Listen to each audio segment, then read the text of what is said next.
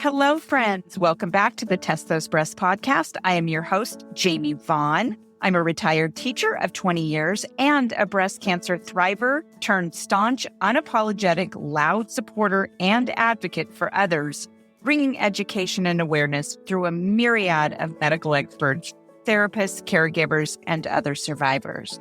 A breast cancer diagnosis is incredibly overwhelming with the mounds of information out there, especially on Dr. Google. I get it. I'm not a doctor, and I know how important it is to uncover accurate information, which is my ongoing mission through my nonprofit. The podcast includes personal stories and opinions from breast cancer survivors and professional physicians, providing the most up-to-date information at the time of recording. Evidence, research, and practices are always changing, so please check the date of the recording and always refer to your medical professionals for the most up-to-date information. I hope you find this podcast a source of inspiration and support from my guests. Their contact information is in the show notes, so please feel free to reach out to them. We have an enormous breast cancer community ready to support you in so many ways. Now let's listen to the next episode of Test Those Breasts. Well, hello, friends. Welcome back to this episode of Test Those Breasts. I am your host, Jamie Vaughn, and we are in season 4 of the podcast. And so I'm super excited. And today I get to interview my friend Crissy Florio again. We have actually talked on the podcast early on in my podcast days, but I get to have her back because she's got some exciting news for us. So Crissy is a passionate advocate for holistic healing, blending over a decade of experience as a 200 ERYT yoga instructor with a personal journey of resilience and empowerment. She specializes in vinyasa and therapeutic yoga with advanced training in yoga for cancer recovery, yoga for lymphatic system, and yoga for myofascial release. A breast cancer thriver herself, Crissy drew on her yoga practice to move through her journey with grace and ease, deepening her connection of the mind, body, and spirit connection. She expanded her knowledge to include holistic practices that support healing and now shares these tools with others navigating life after cancer. Her first book, For the Love of Jugs, A Breastie's Guide, Creating Grace and Ease Through the Breast Cancer Journey, is set to launch late February. It's February 23rd of 2025. Written with love, humor, and authenticity, For the Love of Jugs, A Breastie's Guide is a heartfelt guide offering a holistic approach to navigating breast cancer. Her goal is to inspire women to reclaim their power and navigate their cancer journey with grace, strength, and ease. Crissy is deeply passionate about empowering others. She believes that breast cancer diagnosis doesn't have to dull your shine. She advocates for her fellow breasties, helping them find peace in their journey, reconnect with their bodies, and reclaim their inner power. She also promotes preventative breast health education to support women before a diagnosis ever even occurs. Nice. Through her book, teachings, workshops, and events, her mission is to help many Pink Sisters and women in general rediscover their strength, tap into their spiritual essence, and let their inner light radiate. Oh, right up my alley, Crissy. How are you doing today? I am fantastic. And honestly, just first of all, I'm so happy to be back here with you again. We had such a good time the first time we spoke. Probably, God, I think that was back in 2023. Yeah. So I'm honored to be back here again with your amazing community and, just sitting here listening to you say all of that. I just, put my hands on my heart and I receive and I feel all the feels. I've got tears kind of coming down my face because as we know, life after cancer can really be just a different journey than what we had ever anticipated. And just to hear somebody else speak of some of the things that I've done since then and how I've really kind of developed this pathway of being really present and just appreciating life way more than I ever thought. It was just it's humbling to listen to it. So thank you.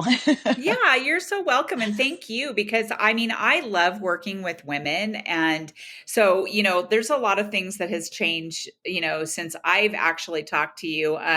I'm doing the breast cancer classes through the Know Your Lemons, and I'm pretty sure you know who that is, right? Uh-huh. Yep, yep. Know Your Lemons.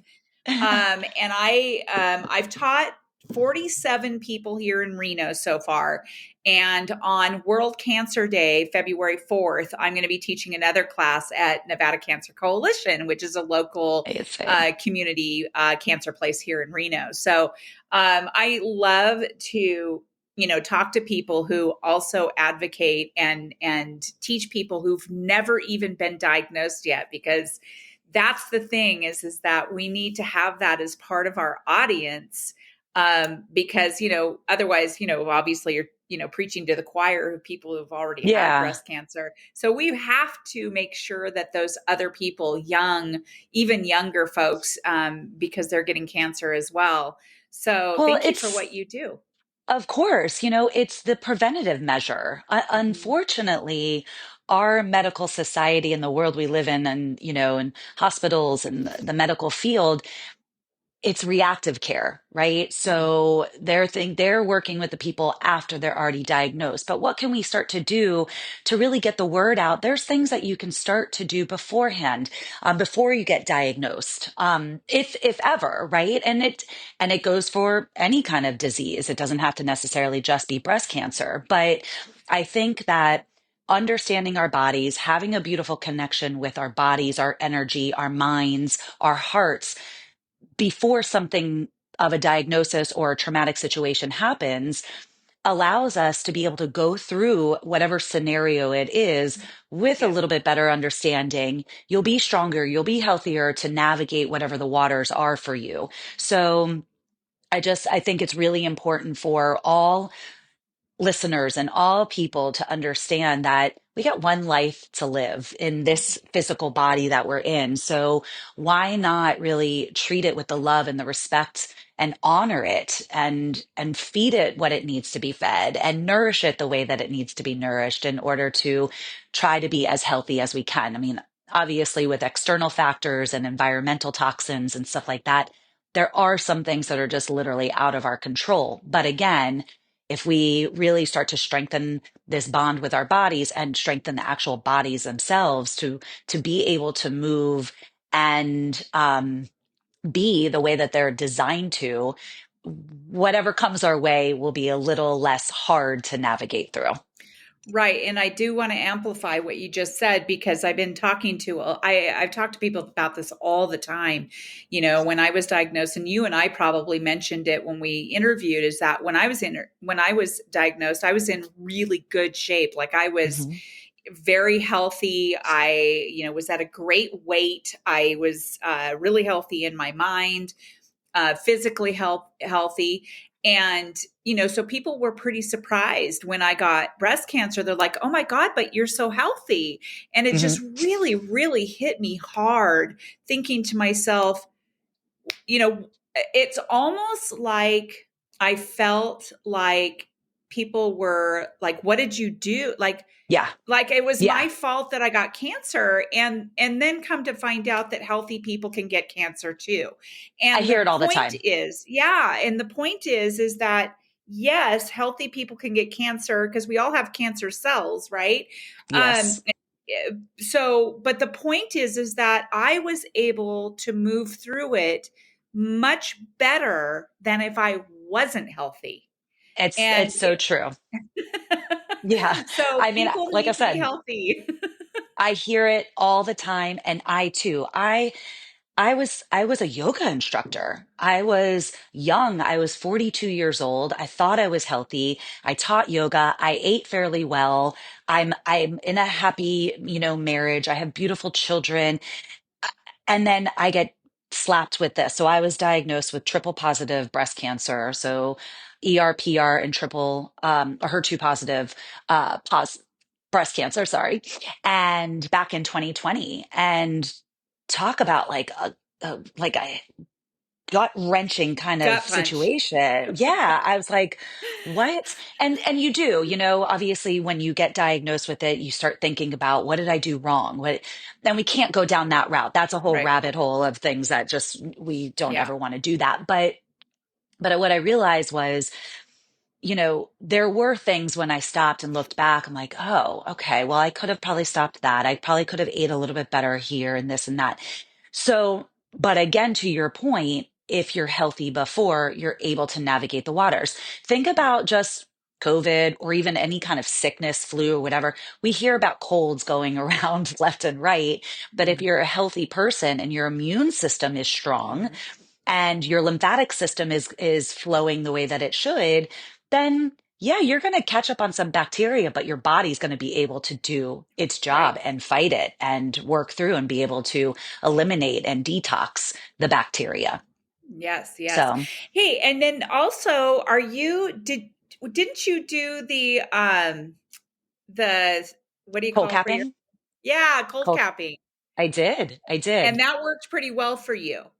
That did. That did. I mean, I want to say I lost a little bit right at the crown and maybe just a little bit kind of like around my ears. But for the most part, I have a lot of hair. I Yeah. have a lot of hair. So I was able to maintain my hair. It's funny. My Yeah. husband's bald. So he was like, that's my look in the family. I don't want anybody else having my look. So it was wonderful. So, yeah, that was one of the add-ons in my journey that I did. But I gotta say, obviously, when I started going through my protocol and what my process and what my journey was going to be in my breast cancer storyline, I had to stop and pause, obviously, with it being COVID too. I had to quarantine myself again. The uncertainty of life back then was I had no idea how my body was going to react to if I did come into contact with COVID, with immunity being down. So we as a family quarantined once again, and it honestly was a blessing in disguise. As much as I love support and I want support, I got it in a different way, not in a physical Mhm. touch type of support. Although I'm a big hugger, I love to hug. I Yeah. missed my hugs from people, but it really gave me the time to pause and to realize that healing through a breast cancer or a cancer journey or a diagnosis of some sort, even trauma, has to not just be on a physical level. It has to Mhm. be on an emotional, an energetic, a mental body. So we really need to kind of look at our bodies as a whole and see where we can kind of start to incorporate other healing modalities. And that's why I really appreciated more of an integrative approach. I didn't just do Eastern or Western medicine, traditional or conventional medicine. I really merged the two together. I did do cold capping. I did do chemo. I did do mastectomy with reconstruction. But behind the scenes, I was meditating daily. I was doing visualization work, white light healing. I didn't do EFT tapping until after I was done with chemo because the tapping on the head, I was afraid to do that with the cold capping. Uh-huh. Because there's a lot of things that you're not really supposed to do when you're cold capping, like getting too heated, brushing your hair too much, washing your hair too much, because that could potentially allow the hair to fall out. So I didn't really do um, EFT tapping or emotional freedom technique. But I love that now. I incorporated it after. Um, Going out for walks, being in nature, jumping in the ocean, all things that could help me heal, release any of the stagnant, heavy energy that some of the Western protocols could provide, like Mhm. radiation. I didn't do radiation, but like a radiation could, or like chemotherapy can do. Some of that heaviness and that trauma of getting the actual protocols can stay stuck in our cells. So I really tried to do a good job of releasing that and being open and vulnerable and healing on all levels, not just the physical. I wasn't looking at just where the cancer was. I was really trying to look at my body as a whole and shed layers and heal just things that have happened to me in the past that, who knows, who could potentially have been um, a reason why I got the breast Right. cancer, Right. So Yeah. Yeah, and it's hard because we just never know. Like we You never don't, know. you Yeah.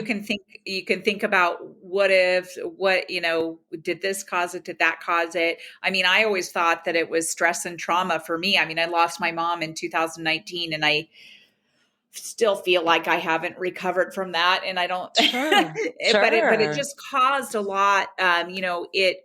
It kind of set off this whole um, thing of my relationship with my dad changed, Mm. just Hmm. so much. And I just really felt that that's what it was. And then I've talked to like surgeons, breast surgeons, and people like that who have said, "Oh, yeah, that's a bunch of hoo ha. That's not. Yep. It's not Yeah. stress and trauma." So it's like, I don't know. Yeah. I don't know what I could have done. But oh, and then I had someone say that I probably ate too much soy. I think you and I said that we talked about. I think we talked Yeah. about that in the And beginning too. Yeah. yeah. And And I know, that's amazing. yeah, and I know that that's been a myth. I know that that was a thing, and I remember it very well when that came out, and I Hmm. stopped eating any kind of soy products and Yeah. things like that. But it all turns out that it just depends on where things are sourced from. You want to make sure that you're not Sure. eating processed foods Yeah, and things like that. non-GMO and Yeah, absolutely. And the truth of the matter is as well is that we want to, from a physical standpoint, if our lymphatic system, which is our, I don't love to call it waste removal system, but in a sense it is. It's the yeah, system of our body that's picking up excess bacteria, excess hormones, excess cells, and moving it through the channels of our body to then be eliminated. And if our immune system is over, or well, yeah, if our immune system and or lymphatic system are overloaded trying to fight something, or our liver is like bombarded because we drink too much or we eat too, whatever, then our body is on overload and it can't actually go to the cancerous cells and really kind of fight that as well, right? So the immune system, the lymphatic system really should be super important in our healing. And even beforehand, before. understanding those Mhm. systems, right? Understanding how we can support those systems to help in that detoxification, to help our build the strength of our immune system, to help our circulatory system and all the things. So, and our gut too, we more and more Oh, yeah. research is coming out about how important our gut is. That Mhm. holds about 80% of our immune system and 80% of our lymphatic system as well, right? So, it's I don't quote me on those statistics of the lymphatic system, but I have heard 80% of the immune system for sure. But we do have a lot of lymph nodes also in our gut that can help kind of detox as well. But when we're unhealthy and we're on overload and we're constantly eating things or drinking things or putting us in a space where there's Bluetooth always around, Wi-Fi always around, those kind Oh, of, yeah. EMFs, those electromagnetic fields around, then our body just is on overload, and it's just the way of the world right now. So if there are things that we can do to take our own health into our own hands, like lymphatic drainage, like moving our bodies, like breath work and meditation, a lot of those we can do on our own and are free as well, right? So Right, right. I love things like that where I can learn about it. I can do it in my own body and I don't have to go to a specialist, although going to specialists are fantastic, like lymphatic drainage massages are amazing and really important to go to a specialist to do those, because that can kind of help and release some of that toxic waste that's in the body potentially. Right, right. Yeah. Do you, when you talk to people about moving them through their cancer journey and then life and beyond, do you recommend any kind of supplements or, so like I love doing fiber. Mhm. I'm a doTERRA girl. Mm, So I use their fiber and then the psyllium husk. okay. Okay. I heard that psyllium husk is something we all need. Okay. What do you usually tell people? I mean, it's nice because it just cleans you out. It's so Yeah. good. It feels so Yeah. good. I think that. everyone is so different. And with our own genetic DNA and makeup, how we absorb things is going to be different from person to person. For me personally, I really don't give too much advice around that because, again, I don't know how they're going to absorb it. And somebody who takes a ton of vitamin C, but maybe it's not the right vitamin C, or their body's not Mm, absorbing it properly, or they're not eating it at the right time, that could kind of potentially be a not very good thing, right? right. So I encourage all of my um women that I speak to and clients and friends to really talk to more of a naturopathic Nutritious. doctor. Yeah. Yes, or a nutritionist. And the truth of the matter is, like, we are not getting the nutrition that we need to Right. from our food. We should. I love to look at food as medicine, but the truth of the matter is that most people just are not. They're not receiving as much, fruits Vitamin and D. vegetables. Yeah, yeah. And if you live in a place where you can't get outside and get fresh, like, vitamin D, real vitamin D, taking it, you got to have the right one. What is it? What do you got to take it with so you know your body absorbs it? I don't have that knowledge. I don't. So that's why I kind of refer out to more of like a Right. naturopathic doctor or a functional medicine doctor.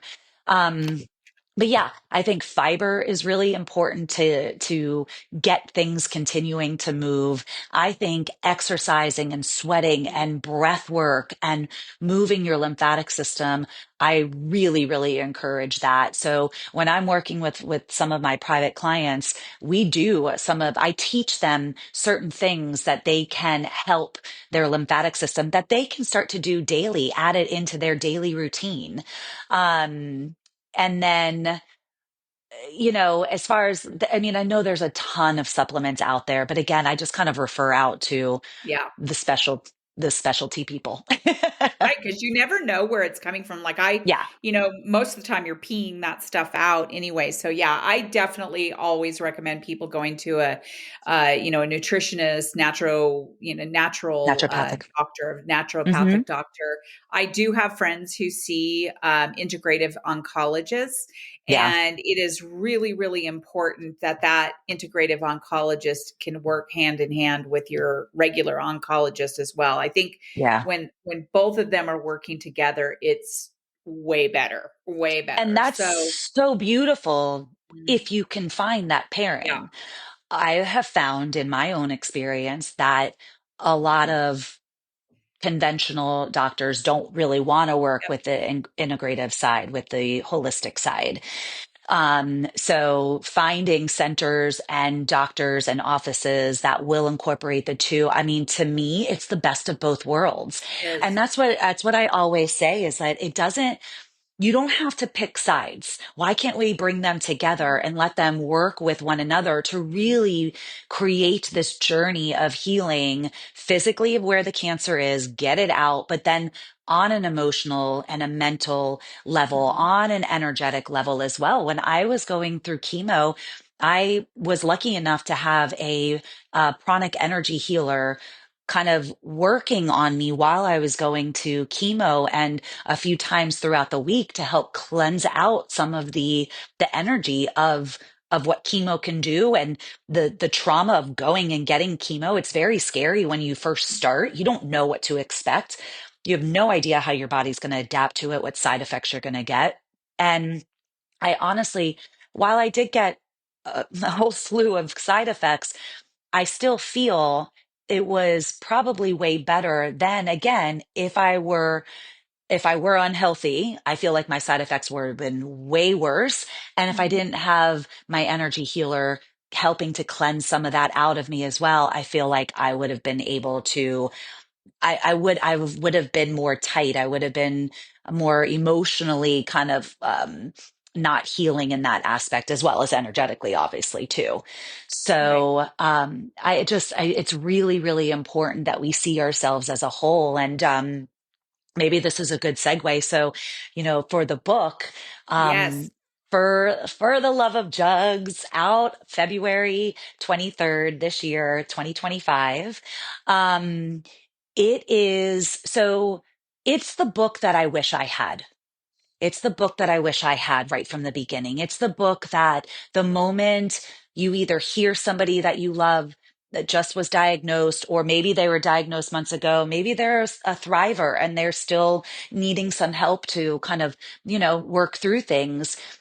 This is the book that I want people to just, the moment they hear that, I got to order you. Because how many times have you heard, oh my gosh, my friend was just diagnosed. What can I send her?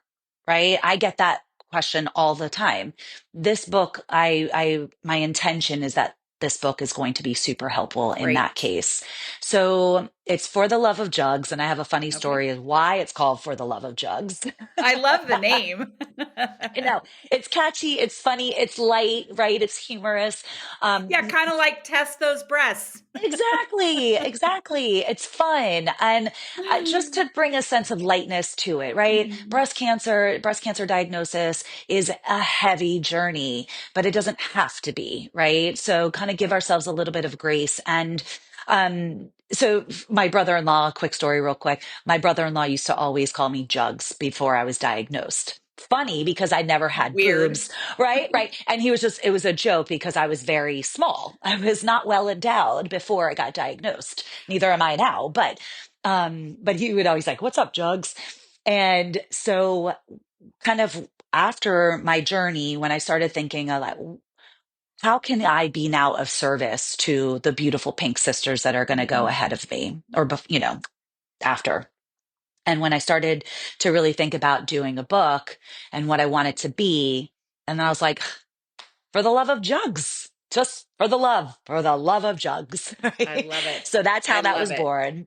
But it's a breastie's guide. It's kind of like, what to expect when you're expecting, your girlfriend's guide to things, that sort of thing. But it brings my essence of how I went through my journey really with this feeling of ease, of peace, of grace, what I've created in my journey and what it's not necessarily my storyline. My story is woven into it for sure, but it is helping women from the moment they hear those words to hopefully they hear the words that they are cancer free, NED, no sign of, cancer anywhere. I pray that all Pink Sisters hear those words. I understand that not everybody will, but this book can really help them navigate their journey and open their eyes to seeing their journey through a different lens and more of a holistic lens and Mhm. how they can help their bodies heal mind, body, heart, and soul, and how they can incorporate all of these things and into their journey, into their life, on all levels. It's all fantastic information. So even if there's a caretaker that is taking care of somebody with cancer or breast cancer, they could read it too and get a little bit of a glimpse as to what may be going through their loved one's mind. Mhm. Mhm. Um, but I love that you've included that. That's yeah, so good. Yeah. yeah. And there's meditations that I've created for them, really wanting them to, when there are times that their nervous system can get super tight and in that fight or flight kind Mhm. of Mhm. sympathetic system, how can we make ourselves feel a little bit more calm and restored? And in those moments, I typically have a recorded meditation that they will be able to navigate their ways to listen to these meditations. So there's also practices that they would be able to do, journaling prompts and the meditations and checklist of, before they start chemo, before they start surgery. Um, but it's interactive, Mhm. and it's also really coming back to helping each one of my readers get back to reclaiming their power, not giving their power over to the cancer, right? Yeah. And to this diagnosis, and really learning to also understand if something in their journey doesn't feel right just because your doctor says you have to do it, do you? If it really doesn't feel right and aligned to you and your energy and your essence, do you have to do everything they say? I'm going to say no. And I know that's a big statement. And I don't ever really want to go against doctors, but I also understand the power of feeling aligned and that gut feeling and your own intuition. And that should be way stronger Mhm. than anybody else, anybody else's word or anybody else's suggestions, as long as you're doing things on the side and really trying to do, other things. But just because somebody says you have to do something, I mean, would you go jump off a bridge just because somebody said you had to do it? Right. No. No, I'd get a Right. second opinion on that. Second opinions or go right, exactly, you know what I mean? So it's really kind of helping the readers also navigate, find grace and ease, but then also stand in their power, and then just give them a lot of ideas of what they can do to holistically help support their system. And I don't ever say you have to do this, because what I just said, right? I Right, want right. them to really what feels aligned to you. It's just a lot of suggestions and, And offerings. suggestions that you've got firsthand experience with as far as how you went through it. So I Yeah. mean, I feel like that's pretty powerful in itself. Yeah. So how is it broken up? You have, it's right from when they hear those words. What can people expect on those first pages? Mm.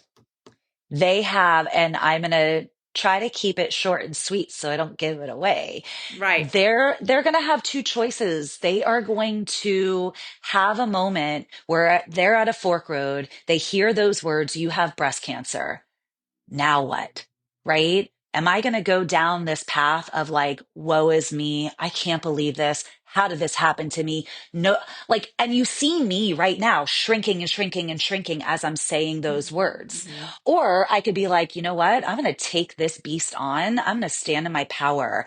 I'm going to take this like the warrior that I am.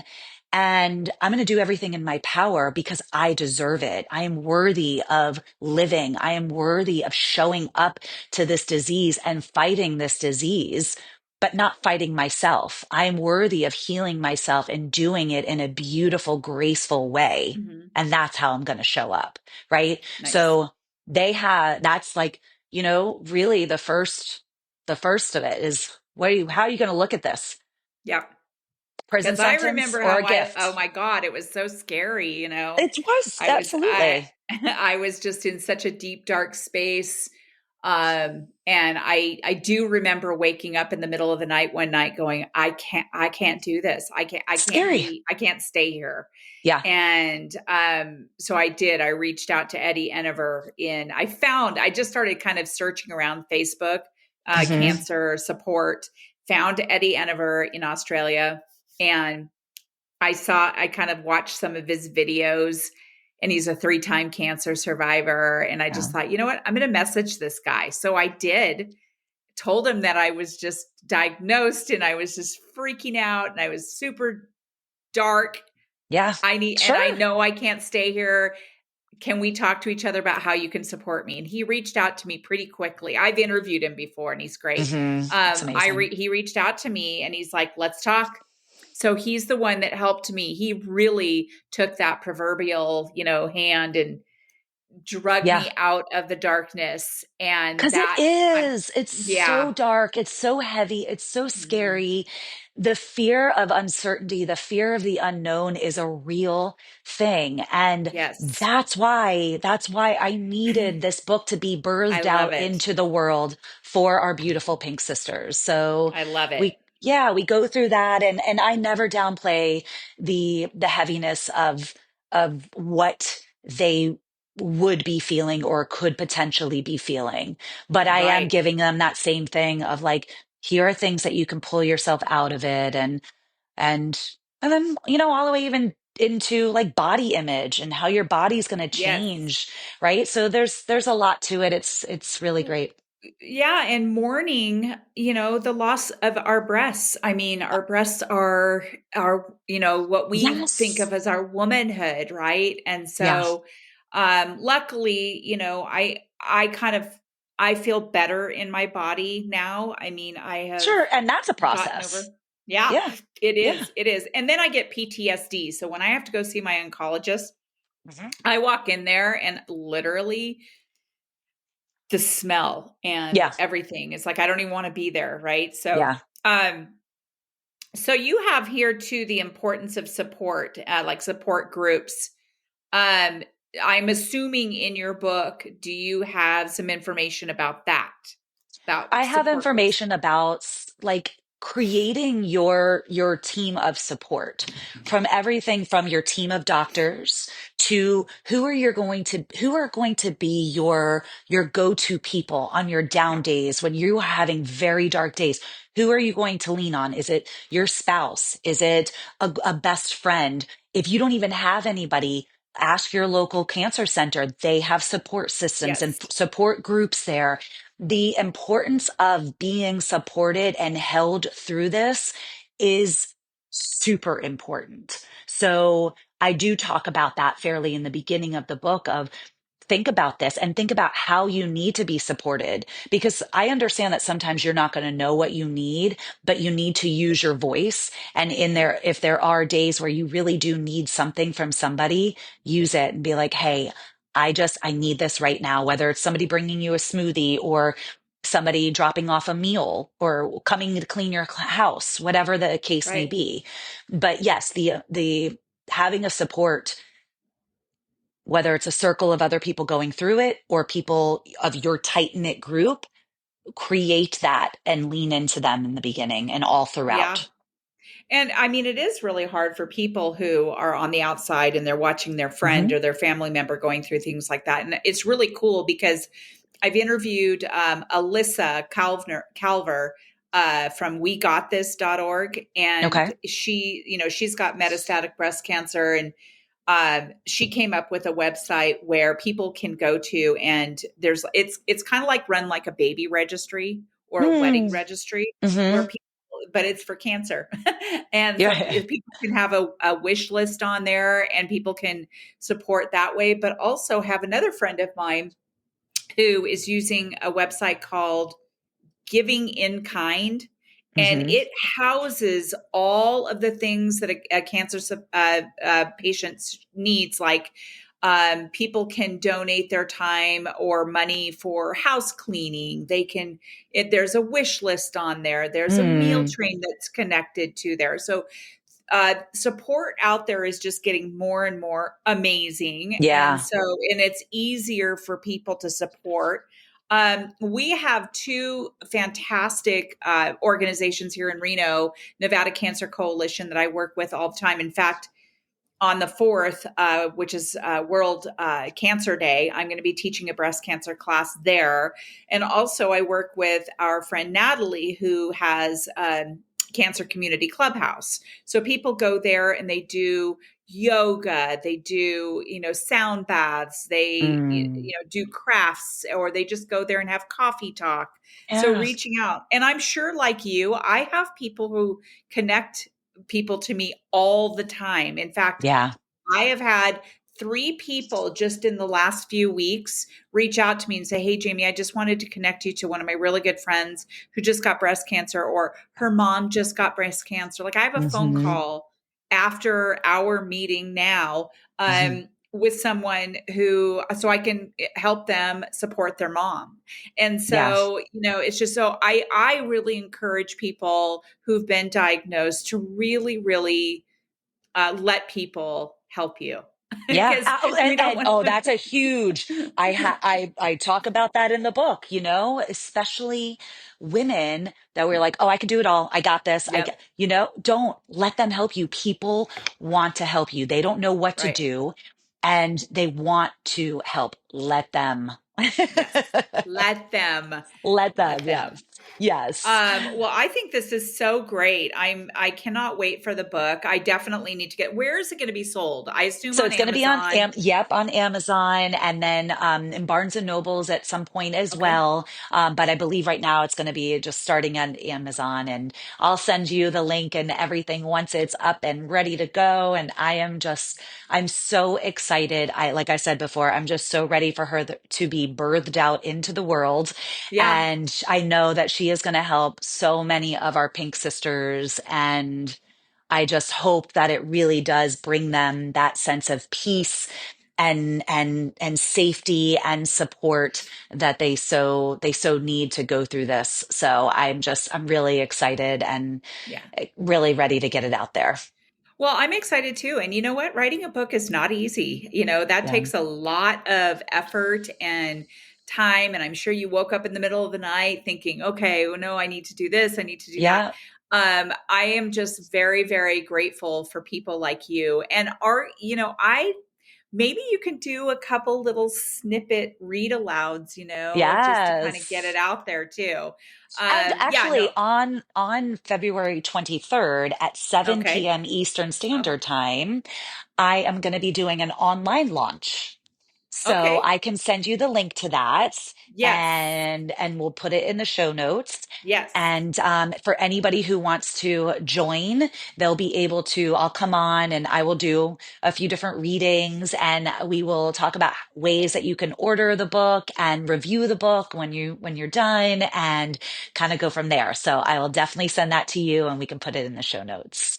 And by the way, those books are really helpful. I remember when I first got diagnosed, I wanted to know all the things that I can use on my face to make it look like I'm Mm, an actual, still a girl. And I bought a book called Pretty Sick.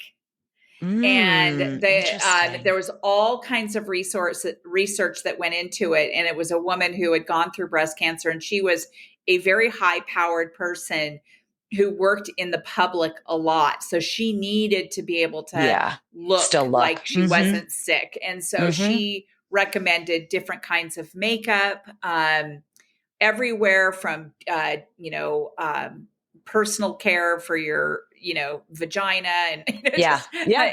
Yeah. and wigs and nails, how to take care of your nails, just everything. And so books That's like yours amazing. is just they're just so helpful. So in Yeah. the show notes, I've got a couple of things. I have your website, Healing Harmony. I have your email address, and also where people can follow you on Instagram, Facebook, and YouTube. I love it. Flow with Crissy. Yeah. And then you have a couple of resources below. Yeah, the Heal documentary, Yeah, that's right. Cancer Cartel, You Can Thrive, How Not to Die. I remember you mentioning that Mm-hmm. book, How Not to Die, Anti-Cancer, A New Way of Life. So you've got some great resources, and we're very lucky to have you in the breast cancer Thank community, you. Crissy. And I'm just so excited that you reached out to me and we got to do this again. I know. And thank you for all the beautiful work that you are putting out into the world. With these podcasts, you are just getting the information out and having these beautiful conversations that people, are sitting back and like they're just not sure what to do. But podcasts like yours are so valuable to this industry. Unfortunately, I have to call breast cancer an industry because it is, Right. right? Yeah. But to our pink sisters and to the people that have gone before us, the people supporting them, the people that are going through it right now, and the beautiful women to come, unfortunately, that may be diagnosed in the future. So Right. keep up the amazing, amazing work. And I can't thank you enough. Well, I will put your book on my resources. I don't know if you know or not, but I do have a website, testtosebreasts.org, and it Amazing. is a nonprofit. And in that website, there's a resource tab where I have my favorite books, my favorite podcasts, and just all the things. So I'll be putting that on there as well. Amazing. Thank you so much. Thank you for your support always. It really means a You're lot. You're so welcome, Crissy. Well, thank you again. And to my Thank you. audience, I just really appreciate your joining us again. And as usual, please head to your favorite platform and rate and review this show. It really does help get the word out worldwide. And so give it a 5-star and give a little ditty on what you think about the podcast. I just really appreciate it. And we'll see you next time on the next episode of Test Those Breasts. Bye for now.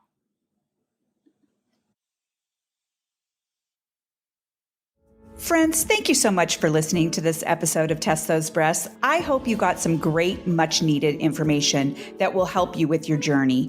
As always, I am open to guests to add value to my show, and I'm also open to being a guest on other podcasts where I can add value. So please reach out if you'd like to collaborate. My contact information is in the show notes. And as a reminder, rating, reviewing, and sharing this podcast will truly help build a bigger audience all over the world. I thank you for your efforts. I look forward to sharing my next episode of Test Those Breasts.